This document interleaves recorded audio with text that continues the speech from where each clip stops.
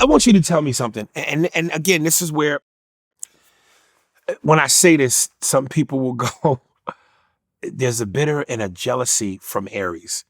And I'm just going, just try to put that aside and see if you can see where I'm coming from. So, okay, so on Mad TV, sometimes you'd have to get up at 5 o'clock in the morning, drive to the studio, because you knew you were doing a character where you were going to be put in prosthetics. So you have to sit in the makeup chair. You have to get up at 5 to be to work in the chair at 6. For 3 hours, you got on these prosthetics to do a character that you created. This isn't like a sitcom where you come in with a character pre-written.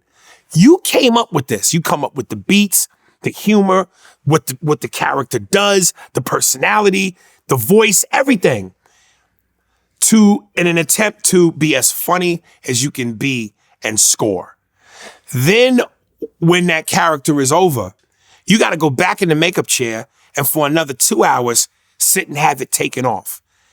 And on a sketch show, you got to come up with characters. You got to compete with other cast members for stage time. You got to have the ability to do impressions. You have to have the ability to improvise. These are all different comedic skill sets because everybody can't do a character. Everybody can't do an impression. Everybody can't improvise off the dome. These are 3 different, unique, complex comedy skill sets. You follow me? Mm-hmm. And, you know, on Mad TV, we might have been pulling, let's say, depending on your contract, what year you're in, $20,000 a week. And you got to do, like I said, heavy makeup, characters, impressions, improvise. We're on a sitcom like Friends. You're coming in doing jokes that are pre-written, characters that are pre-written. And let's be honest, a lot of these jokes are ba-doom-boom jokes. Setup, punchline. Very basic shit. They're pulling $1 million a week. $1 million a week. Mm-hmm. So in terms of skill set, in terms of ability, I'm surrounded by people on Mad TV that you gotta bring it. And in comparison to what Friends is making, with far less work, far less grind, far less required ability, skills. How would it make you feel?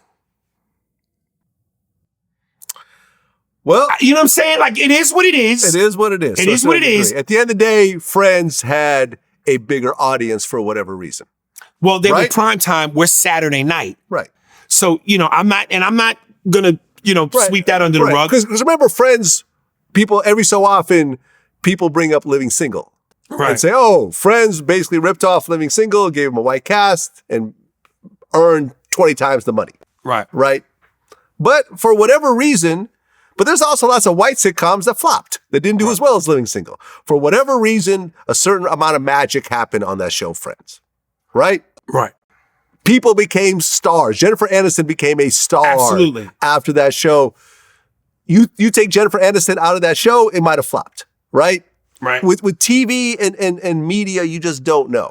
So yes, it is a lot less work for Jennifer Aniston to do Friends than to put on prosthetics. I'm just saying, it's also a unicorn. What I'm ultimately getting at is, when you know, in terms of what you do, the talent, like you feel like you want to be compensated for your skills and for your level of talent and what you bring to the table.